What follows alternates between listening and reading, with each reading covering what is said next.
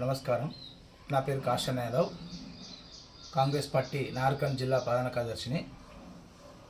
హరీశ్రావు సోయిలేక మాట్లాడడం జరుగుతుంది. మొన్న జరిగినటువంటి పార్లమెంటు ఎన్నికల్లో నల్లమల్ల పులిబిడ్డ యనుమల రేవంత్ రెడ్డి గ్రామం కొండారెడ్డిపల్లిలో కాంగ్రెస్ పార్టీకి డాక్టర్ మల్లు రవి ఎంపీ అభ్యర్థికి 1000 ఓట్ల చిలుకు మెజార్టీ ఓన్లీ ఒక కొండారెడ్డిపల్లి గ్రామం ఇచ్చింది. సోయిలేక మనిషి పెరిగింది కానీ మనసు పెరిగినటువంటి ధమాకు లేని హరీశ్రావు ఏం మాట్లాడిండు?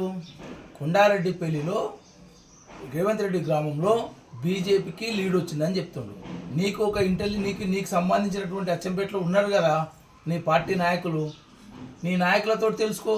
లేకపోతే నీకెందుకు ప్రతి ఆన్లైన్లోనే ఉంటుంది కదా, నీకు కొట్టి చూసుకో. నీకు కొండారెడ్డిపల్లి వంగూరు మండల్ నాగర్ కర్నూలు జిల్లా కొండారెడ్డిపల్లి గ్రామంలో కాంగ్రెస్ పార్టీకి 1000 ఓట్ల మెజార్టీ వచ్చింది.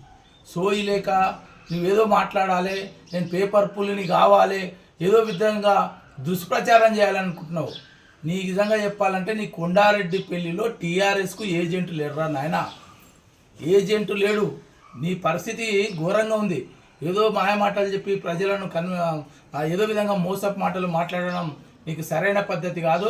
నీ యొక్క మనిషి పెరగడం కాదు, నీ యొక్క తెలివి పెంచుకొని మాట్లాడితే మంచిగా ఉంటుందని మేము ఈ యొక్క నల్లమల్ల ప్రాంతం నుంచి, నల్లమల్ల గడ్డ నుంచి హెచ్చరిస్తున్నాం.